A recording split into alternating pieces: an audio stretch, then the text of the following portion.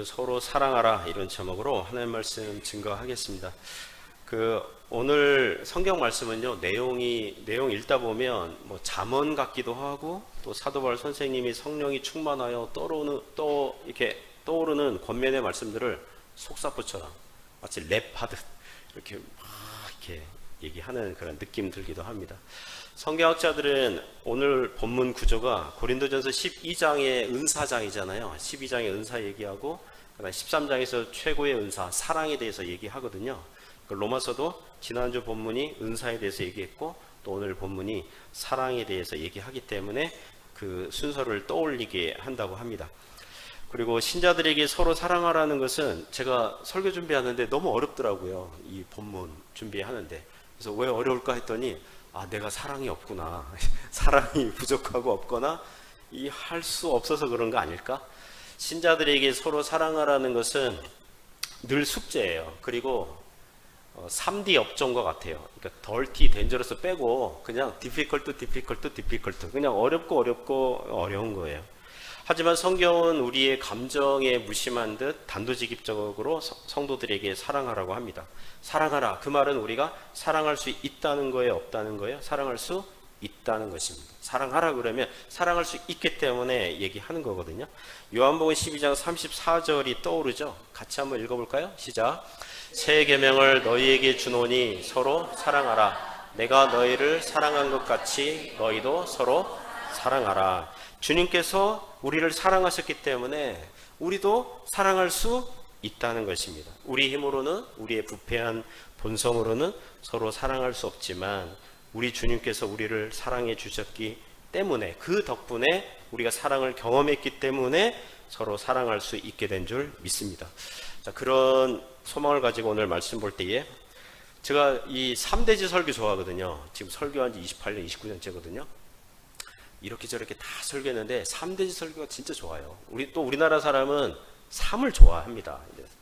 그런데 오늘은 5대지, 5가지 교훈을 말씀 전하겠습니다. 왜냐하면 5구절이거든요.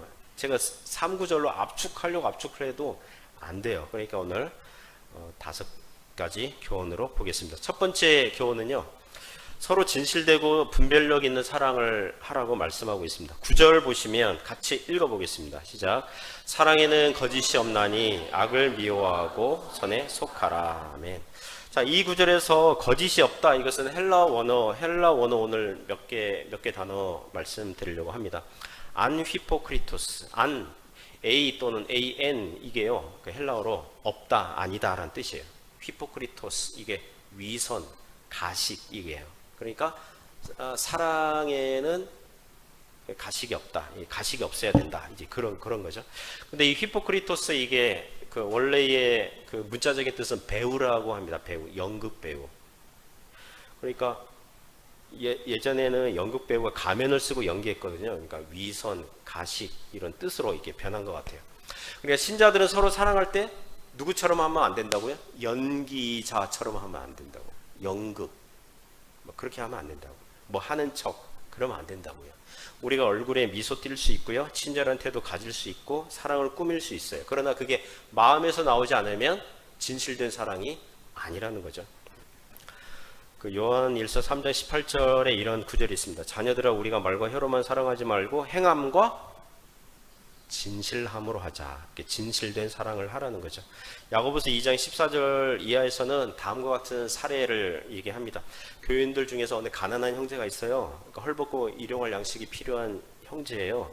그런데 그 같은 교회에 출석하는 신자들이 그 형제에게 말과 혀로만 평안히 가라, 뭐 덥게 해라, 배부르게 하라, 뭐 어떻게 잘 먹고 살고 있냐, 뭐 걱정된다 이러면서 정작 걱정해주는 척하면서 정작 필요한 것을 공급하지 않으면 그건 진실된 사랑이 아니라는 것입니다. 행함 없는 믿음과 같다, 이제 비유할 때 그 얘기하거든요. 이렇게 바울 사도는 사랑의 성격을 말한 다음에 사랑을 악과 선에 적용합니다. 악을 미워하고 선에 속하라. 무슨 뜻이겠습니까? 사랑한다 그래가지고 그 형제의 모든 악, 잘못, 죄악 이거를 다 모른 척해라, 덮어줘라 그런 건 아니죠. 우리가 오해하면 안 되는 구절이 있는데요. 베드로전서 4장 8절 보시면 무엇보다도 뜨겁게 서로 사랑할지니 사랑은 허다한 죄를 덮느니라. 베드로 사도가 잠언 10장 12절 말씀에서 이제 가져온 거거든요. 미움은 다툼을 일으켜도 사랑은 모든 허물을 가리느니라. 우리는 사랑 그러면 형제의 허물을 덮어줘야 된다 생각해요. 형제의 악, 잘못, 모든 죄도 덮어줘야 된다. 그게 그런 뜻입니까? 모른 척하고 지나가고 그런 건가요? 그건 잘못된 적용이죠. 형제의 악이 있는데 그걸 덮어줘요? 그게 덮어줘야 할 허물입니까? 실제로 미국의 아미쉬라는 제세례파 그 종파 그 단체는 여러분 그 화면이나 그 방송에서 봤을 겁니다. 옛날 방식으로 살아가는 사람들이 있죠. 자동차, 전기 사용하지 않고 마차 타고 다니고 그 현대 문명과 좀 뭐죠? 이렇게 구별된 채 그렇게 살아가는 그런 단체가 있는데 그들은 이렇게 주장해요. 집에 도둑이 들면 어떻게 해요? 도둑이 도둑질 할 때 그냥 다 가져가라고 하는 거예요. 저 방에 우리 금고가 있는데요. 금고 비밀번호는요. 마치 좀 과장되게 얘기하면 그렇게 얘기하는 거예요. 강도가 와서 자기 자식을 죽였어요. 그 다음날 그 강도를 무조건 용서한다고 성명서를 발표하는 게 그 종파예요. 그것은요. 사랑은 악을 미워하고 선에 속하라는 특징이 있다는 걸 모르는 겁니다. 여러분, 사랑은요. 분별력이 있어야 되는 줄 믿습니다. 진실되기도 하지만 분별력이 있어야 돼요. 만약 그렇게 해버리면 회개하지도 않는 자를 자기 잘못에 대해서 참회하지 않는 자를 일방적으로 용서해버리면 그 사람은 계속 악을 행하고 죄를 짓도록 방관하게 되는 것입니다. 영악한 강도들은요 계속 아미시 집들을 계속 노리게 뻔합니다. 왜냐하면 어떤 짓 해도 다 용서한다고 해버리니까. 그러니까 우리가 덮어줘야 할 형제의 허다한 허물은 회개하였을 때죠. 돌이키려고 할 때죠. 우리는 진실한 사랑을 하되 분별력 있게 해야 한다는 것입니다. 마태복음 18장 보면 예수께서 용서에 대한 교훈을 하셨을 때 베드로가 이렇게 예수님께 질문한 적이 있습니다. 형제가 내게 죄를 범하면 몇 번이나 용서해야 합니까?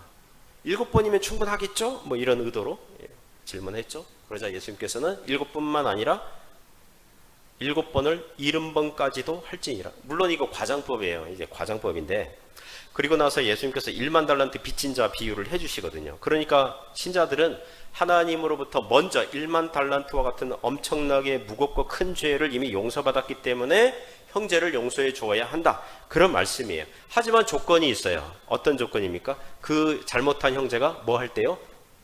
회개할 때, 반성할 때, 용서를 구할 때, 범죄한 형제를 진실되게 돕는 방법이죠. 그럴 때 용서하는 거죠. 그럼 목사님, 허다한 허물을 언제 덮어줘야 됩니까? 이런 경우죠. 그거는 예를 들면 남편이 혹은 아내가 실수했다고 합시다. 배우자에게 그 잘못을 용서를 구했어요. 그러면 잊어버려 줘야 되거든요. 다시 묻지 않아야 되거든요. 덮어줘야 하거든요. 그러나 그 이후에 부부싸움 할 때마다 당신이 5년 전에 10년 전에 20년 전에 했던 어리석은 실수를 계속 반복해서 끄집어내어서 상대방을 배우자를 공격하는 무기로 삼는다면 그것은 허물을 덮어주는 게 아니라 묵혀두는 거죠. 적당한 때에 이거를 이렇게 터뜨리려고 묵혀두는 거죠. 까발리는 거죠. 그거는 아니죠. 그러니까 그런 거 덮어주라는 것이지 용서를 구할 때. 그런데 회개하지도 않는 사람을 일방적으로 용서하고 아무런 효과가 없어요. 그 사람을 오히려 진리 가운데로 하나님 앞에 데려오게 하는 그게 안 되는 것입니다. 창세기 37장 이하의 요셉의 형들이 요셉을 노예로 팔아버리죠. 요셉은 애굽에서 고진감래 여러 고난을 당하고 나서 나중에 총리까지 오르죠. 7년 풍년, 그 다음 7년 흉년이 이제 옵니다. 그러니까 요셉이 39살. 그러니까 형들이 노예로 판 게 요셉이 17살이니까 약 22년 후에 형들이 애굽에 양식이 있다는 소식 듣고 와요. 요셉을 알아보지 못하죠. 설마 요셉이 애굽 총리가 되어 있을 줄은 상상도 못했을 겁니다. 이때 요셉은 자기 신분을 밝힙니까? 그러지 않죠. 형들을 시험합니다. 테스트합니다. 형들은 여전히 악을 행하는 자들인가 아니면 회개했는가 검증하고 확인하고 싶어 합니다. 요셉의 계획은 이거예요. 아버지 야곱의 가족을 애굽 땅으로 데려올 계획이 있는데 형들이 옛날 심보 그대로면 예전의 악행을 그대로 하는 자들이라면 형들을 데려올 수 없어요. 그래서 시험해요. 어떤 시험입니까? 아버지 야곱이 요셉 다음으로 좋아하는 아들이 베냐민이거든요. 베냐민은 요셉 투예요. 야곱이 사랑하는 라헬이 낳은 둘째 아들이에요. 요셉 투예요. 굳이 베냐민을 애굽으로 데려오게 해서 베냐민에게 도둑 누명을 씌우고 베냐민을 노예로 삼고자 할 때 과연 형들이 예전처럼 동생을 버릴 것인가? 지들만 살려고 그냥 가나안으로 그냥 가버릴 것인가? 아니면 동생을 살리려고 할 것인가? 확인하고 싶어 하는 거죠. 그것으로 형들이 변화되었는지 회개한 자들인지 확인하고 싶어 한 거거든요. 요셉은 과연 베냐민에게 누명을 씌웠고 노예로 삼고자 하니 형들이 어떻게 합니까?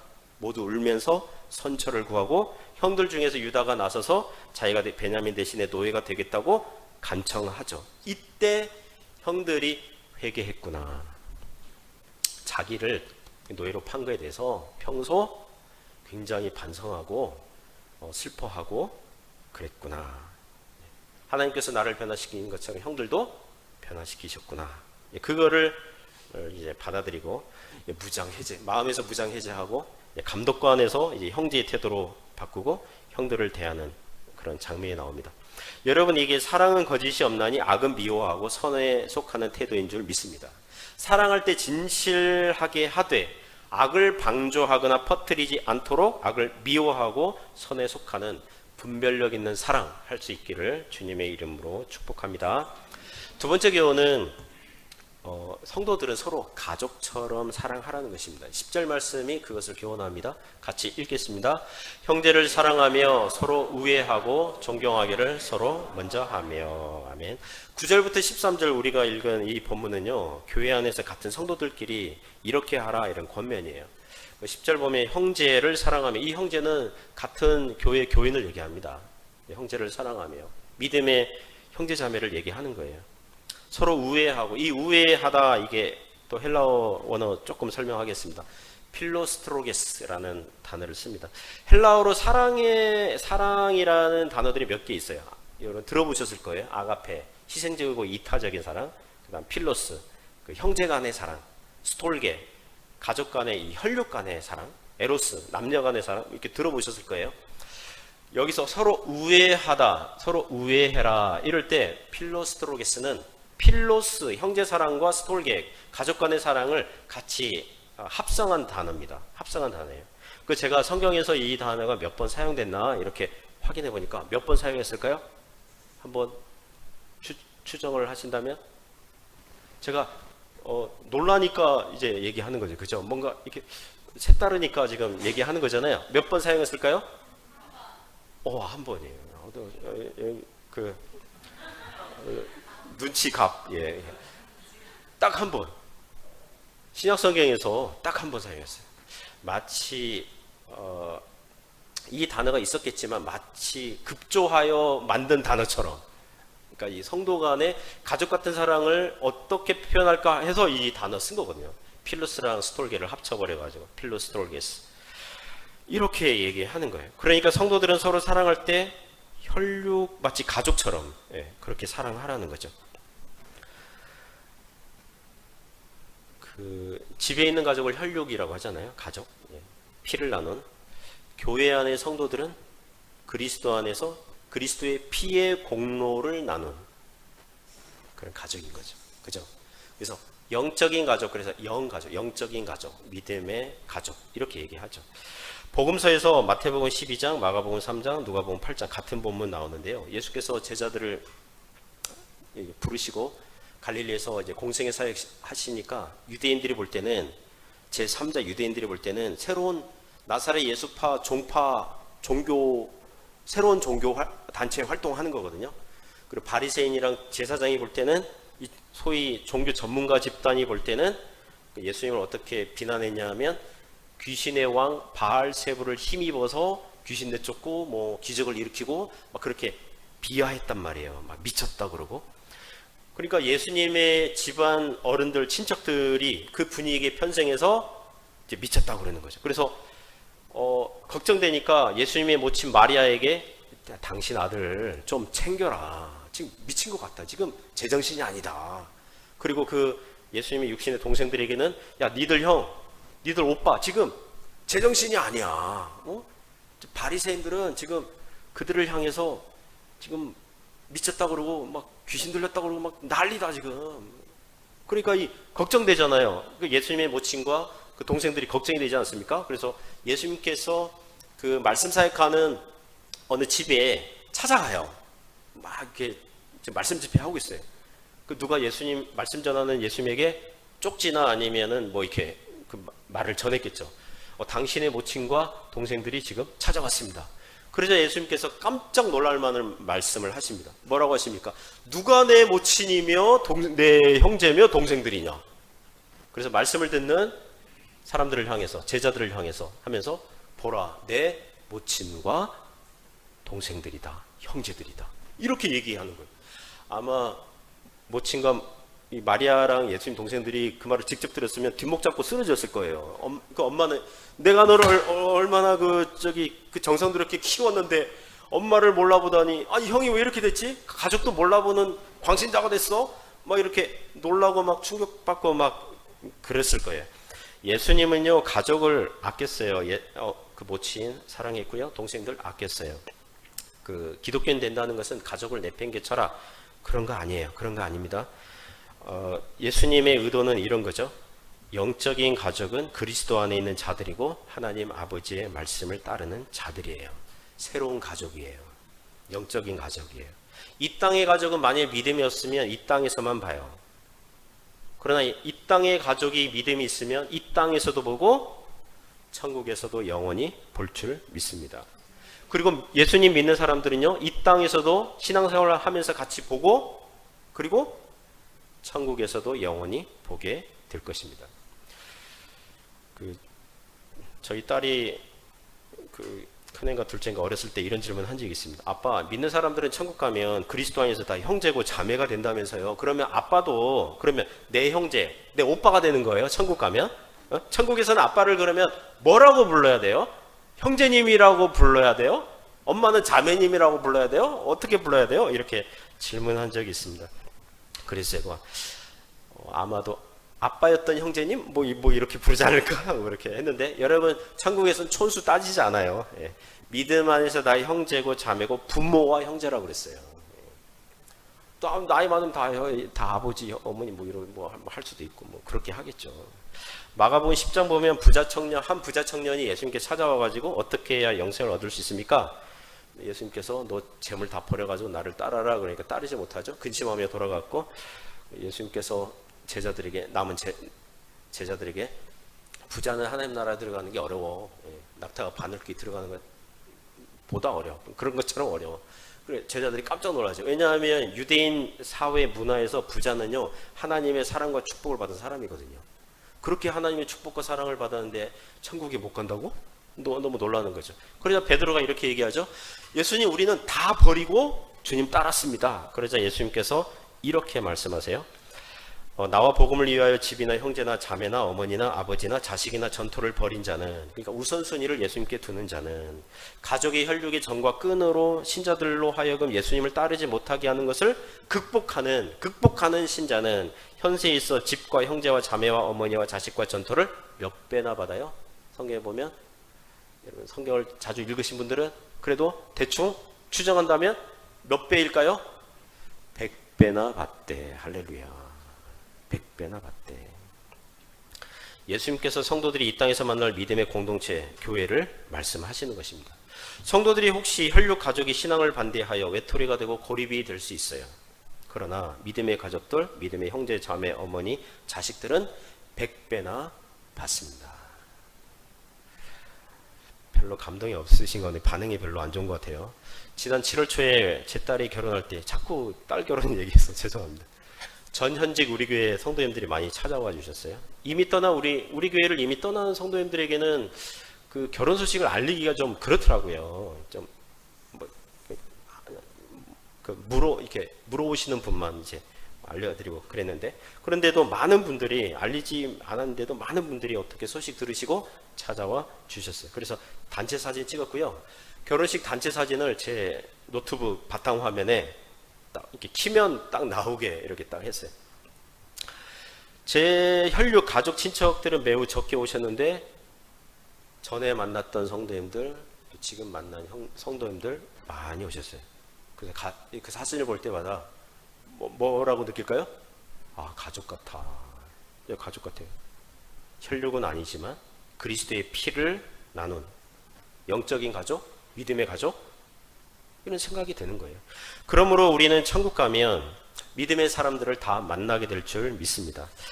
그러니까 여러분, 이 땅에서 이렇게 성도들과 어떤 문제로 관계가 소원해지고 막 멀어져 있다면, 혹은 원수 관계가 되었다면, 나중에 천국 가면 다시 만나야 되거든요. 그러니까 어떻게 해야 돼요? 이 땅에서 친하게 지내야 돼요. 사랑하면서 지내야 돼요. 저 원수도 천국에 왔네? 이렇게 깜짝 놀라면 안 되잖아요. 그 관계가 좀 서운하고 껄쩍지근한데 이제 천국에서 만나면 인사를 해야 할 거 아니에요. 그 얼마나 그러잖아요. 그러니까 그렇게 하지 않으려면 어떻게 해요? 형제를 사랑하고 서로 우애하고 존경하기를 서로 먼저 할 수 있길 바랍니다. 물론 천국에서는 우리가 완전하게 거룩하게 되어서 사랑하고 우애하고 존경하는 게 완전하게 될 줄 믿습니다. 세 번째 교훈은 열심을 품고 주를 섬기라는 것입니다. 11절이 교훈합니다. 같이 읽습니다. 부지런하여 게으르지 말고 열심을 품고 주를 섬겨라. 사실 이 구절 읽으면 전 세계 중에서 뭐 OECD 국가 중에서 그 매주 뭡니까? 일하는 노동시간 거의 탑급인 나라가 대한민국입니다. 여러분이 주중에 열심히 직장에서 일하고 뭐 아주 분주하게 살다가 교회 왔더니 또 부지런하여 게으르지 말고 열심을 품고 막 이렇게 하면 스트레스 받는 분들이 있을 수 있어요. 너무 과도하게 일하고 분주하게 살아서 교회 와서 뭔가 좀 마음이 뭔가 안정되길 원하는데 부지런하여 열심을 품고 막 이러면 스트레스 받을 수 있어요. 우리나라 교인들은 매일 새벽 기도하는 교회들 많고 주일과 주중에 교회 봉사로 바쁘잖아요. 그죠? 교인들이 거의 매일 교회당을 들락거리거든요. 웬만한 큰 교회는요, 교회당에 커피숍도 있어요. 식당도 있어요. 아예 그러니까 원스톱, 그러니까 원큐, 왜 이런 원이란 나올까? 이 가면은 다 할 수 있어요. 거기서 그냥 교회 안에서 그냥 살 수 있어요. 문화센터처럼 뭐 여러 가지 교실들도 많아요. 교회당을 늘 들락거리는데 주일날 교회 갔더니 부지런하여 게으르지 말고 열심히 보고 주를 섬기라 그러면 스트레스 받을 수 있어요. 하지만 여러분 정리를 하셔야 돼요. 뭐냐 하면 사람의 몸이 바쁘고 분주할 수 있지만 하나님과의 관계에서는 얼마든지 게으를 수 있고 나태할 수 있어요.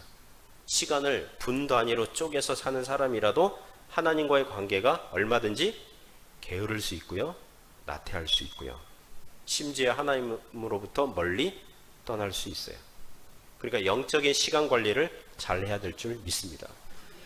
때가 악하니 세월을 아껴야 됩니다. 때가 악하니 시간 나면 나중에 여유가 되면 성경 읽어야지. 그런데 나이가 여러분 40 넘어가면 눈에 뭐가 와요? 노안이 와요. 성경 글자 안 보여요.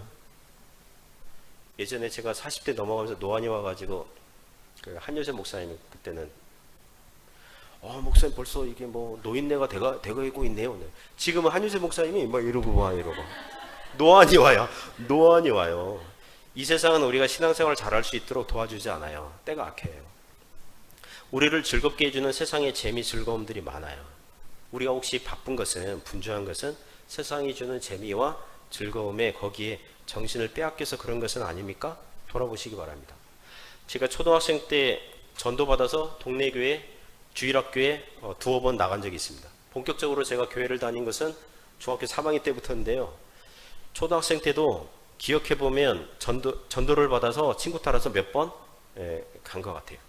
친구 따라서 주일에 이제 일요일에 몇 번 갔는데, 그러나 일요일 되면 아침 9시에 텔레비전에서 뭐 합니까?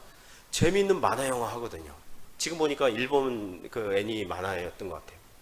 제 기억으로 그때 무슨 황금박쥐라는 그런 만화 영화가 있었거든요. 교회 가야 되는데 황금박쥐가 하는 거예요. 9시에 하는 게 아니라 8시 한 40분 이때부터 하는 거예요. 그래서 막 한참 재밌는데 교회 가야 되고 이게 안 되잖아요. 그래서 그 유혹에 졌어요. 이렇게 졌고 지금은 그 만화 영화 내용이 기억도 안 나요.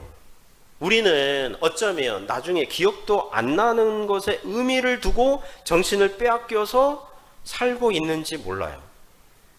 주님 만나는 것을 뒤로 미루는 거죠. 오늘날에도 세상은 마귀는 성도들에게 열심을 품고 주를 섬기게 하도록 도와주기보다는 주님으로부터 멀리 떠나도록 온갖 세상에 재미있는 새로운 황금박쥐들을 보여주는 거죠.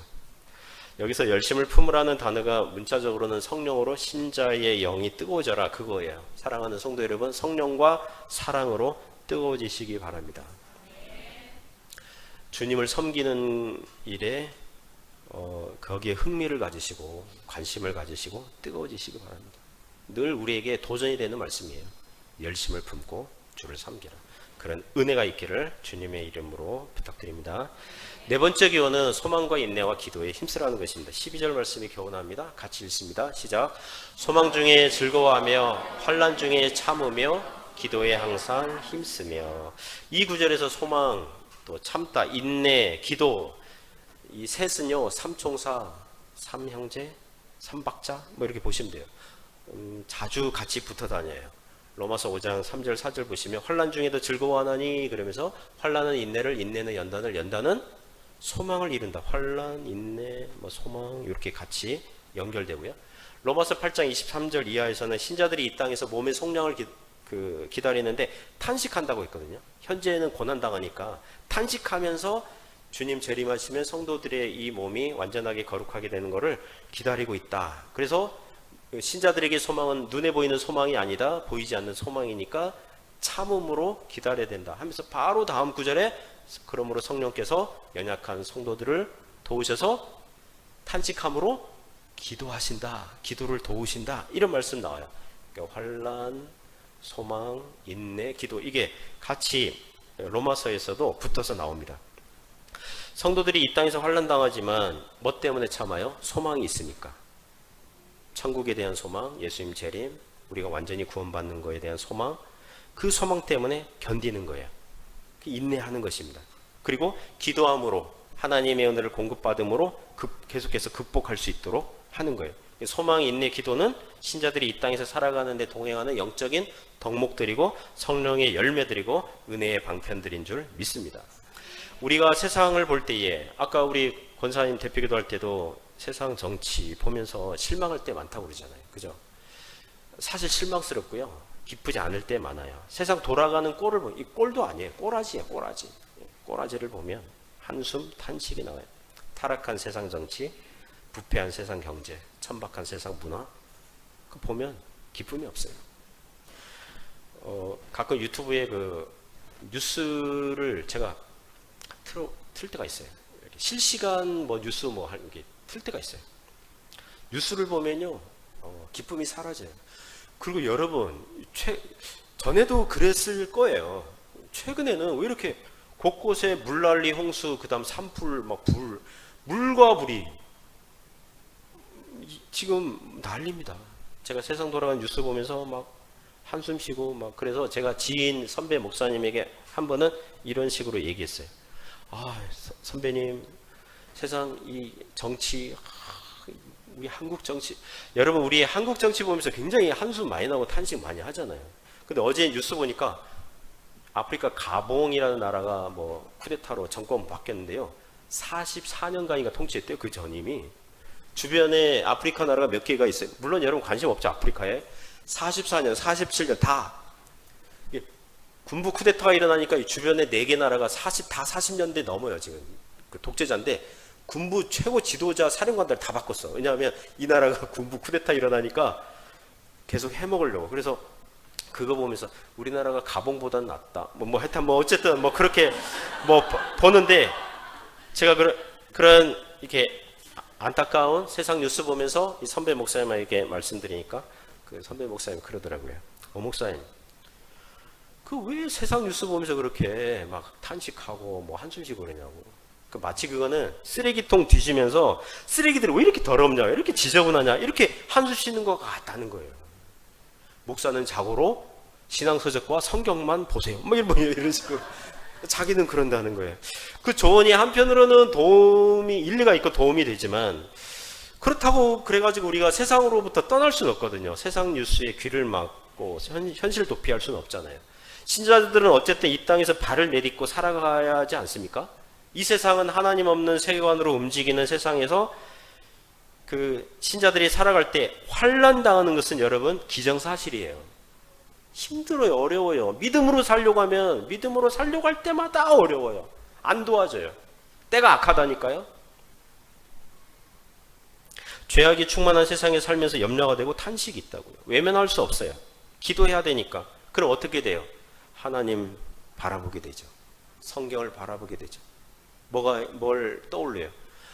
그래, 소망이 있어. 성도에게는 소망이 있어. 이 땅이 우리의 안식처가 아니야. 우리에게는 본향이 있어. 천국이 있어. 이 땅은 나그네처럼 우리가 지나가는 거야. 그래서 환난 중에 참고 견디고 인내하는 거야. 사랑하는 성도 여러분, 천국이 날마다 점점 가까이 오고 있습니다. 그래서 우리가 항상 깨어 꾸준함으로 기도를 꾸준하게 하면서 살아가야 돼요. 그래서 신자들은 그래서 깨닫는 게 뭐냐면 소망 없이 기도 없이 주님 없이 살 수 없다는 것입니다. 소망, 인내, 기도 힘쓰시기를 주님의 이름으로 부탁드립니다. 다섯 번째 교훈은 대접하기를 힘쓰라는 것입니다. 13절이 교훈합니다. 같이 읽습니다. 성도들이 쓸 것을 공급하며 손 대접하기를 힘쓰라. 여기서 성도들이 쓸 것을 공급하라는 것은 초대교회가 교회 내의 가난한 교인들을 위해서 이제 구제사역이 보편적으로 이게 행하여졌다는 증거입니다. 예루살렘 교회가 그리했고요. 천하의 기근이 왔을 때 사도행전 보면 천하의 기근이 오잖아요. 예루살렘 교회가 어렵게 되니까 이방 교회들로부터 구제 헌금을 사도 바울이 모아서 전달하는 그런 역할을 하지 않습니까? 그리고 손 대접하기를 힘쓰라 그러는데 당시 순례 전도자 교사들이 많았어요. 바울도 사실상 그랬거든요. 순례 전도자였거든요. 아볼로가 그랬고, 그 바울이 어느 교회에 문제가 있으면 그 문제를 해결을 위해서 디모데, 디도, 에바브로디도 뭐 이런 사람들을 보냈습니다. 그 편지에 이렇게 해요. 이 사람들을 잘 받아달라, 영접해달라. 그 로마서를 쓰고 나서 그 베베라는 여집사님 통해서 로마 교회 그 로마서 편지 보낼 때도 이제 나중에 16장 보면은 이 베베를 잘 그 영접해달라. 그러니까 손 대접하기를 힘쓰라. 이게 그 필요했어요. 당시는 여관과 숙박업소가 적었고 있더라도 시설과 서비스가 형편없었다고 그럽니다. 그래서 성도들의 가정에 전도자와 성경교사들을 맞이해서 대접하는 것이 이 당시 교회 문화였습니다. 물론 그 전도자와 교사들 중에는 이단이 간혹 섞여 있을 수 있어서 그들이 가르치는 말을 다 영을 다 믿지는 말고 검증해라, 테스트해라 그러고 이단으로 확정이 되면 집에 들이지 말라, 대접하지 말라는 거거든요. 집에 들이지 말라 경고하기도 하고, 요한 3서 같은 경우는 교회 안에서 으뜸되기를 좋아하는 그 디오드레베라는 사람이 사도 요한이 그 교회를 위해서 보낸 전도자와 성경교사들을 영접하지 않고 내쫓고, 손대접하는 성도들을 또 내쫓고 막 이런 일을 했기 때문에 책망하는 그런 내용이 요한 3서 있습니다. 자, 이 구절에서 성도들의 쓸 것을 공급하고 손 대접하라, 이것을 우리 교회에게, 현대 교회에게 적용하면 무엇입니까? 그럼 목사님 외부 강사, 선교사님이나 어떤 목사님들이 오시면 성도들의 가정을 오픈해서 섬기라는 것입니까? 그건 아니죠. 서로 불편해요. 집에, 성도들 집에 가면 서로 불편해요. 청소도 해야 되고요. 불편해요. 화장실도 또 많아야 되는데 불편하다고요. 방이 많은 집이면 모를까? 호텔로 모시면 돼요. 오늘날 호텔로 모시면 돼요. 숙박업소 모시면 돼요. 하지만 이런 거 있어요. 구약 성경에서 고아, 과부, 나그네를 돌보라는 말씀이 있고, 복음서에서 예수님께서 어떤 사람을 대접하려면 갚을 수 없는 사람 있죠. 대접했지만 도로 갚을 수 없는 사람. 그런 사람들을 대접하라라는 구절이 있어요. 누가복음 14장 13절 보시면 잔치를 베풀거든 차라리 이렇게 칭커를 할 때 가난한 자들, 몸 불편한 자들, 저는 자들, 맹인들을 청해라. 그들은 갚을 것이 없으므로 네게 복이 되리니. 갚아버리면 쌤쌤이잖아요. 대접했는데 안 갚으면 이 대접을 주님께서 보시고 기억하셔서 축복하시는데, 대접했는데 기브앤테이크 갚아버리면 쌤쌤이잖아요. 그렇잖아요. 물론 친구 사이에는 기브앤테이크 해야 됩니다. 친구 관계 오래 가려면 누가 밥 사면 누구는 커피 사고 해야지.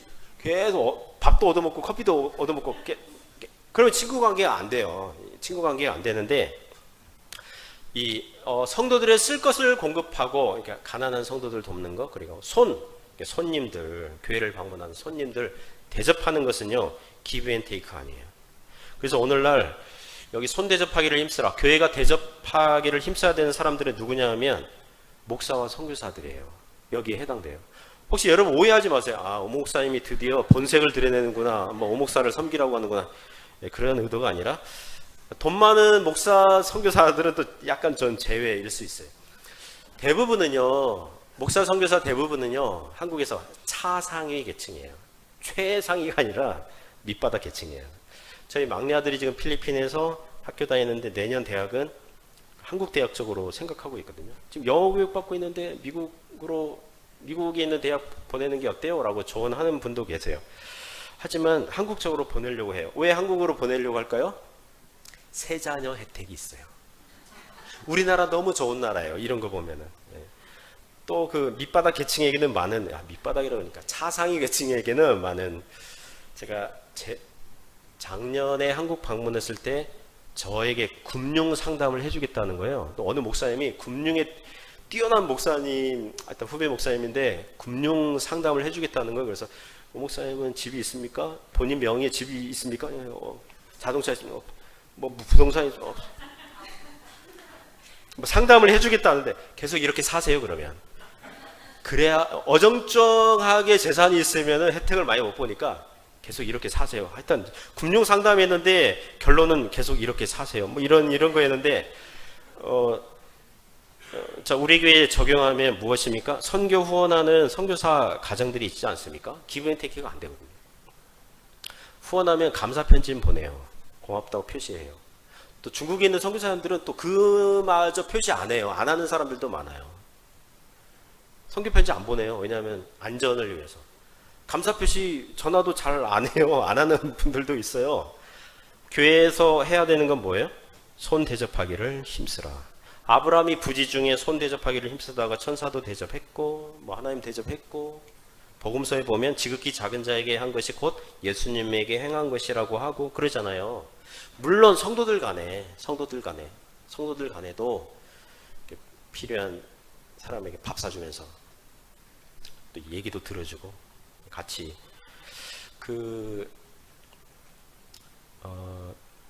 제가 마음을 터놓고 대화할 수 있는 상대가 사실 별로 없어요. 목사잖아요. 제 고민을 장로님에게 하겠어요? 집사님들에게 하겠습니까? 그러니까 여기 하오펑이요, 한요셉 목사님, 또 우리 전도사님 계시니까 또 사역자끼리 그런 털어놓는 그런 거 있잖아요. 그것도 은혜예요. 그래서 여러분, 거룩한 수다를 떨 친구를 사귀시기 바랍니다. 그것도 필요합니다. 아무도 아멘 안 하시네요. 그러니까 수다 떨고 그냥 그런 거 있잖아요.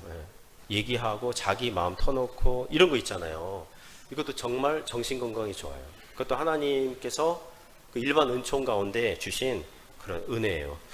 지금 설교 결론으로 가야 되는데 왜 갑자기 이 말을 했을까요? 자, 사랑하는 성도 여러분, 신자들의 모든 행위는요, 하나님 기뻐하시는 거룩한 산 제물로 드리는 영적 예배의 행위입니다. 하나님의 선하시고 기뻐하시고 온전하신 뜻을 분별하는 믿음의 삶이기도 합니다. 하나님으로부터 받은 은혜를 나누는 삶이기도 합니다. 그런 은혜가 있기를 주님의 이름으로 축복합니다.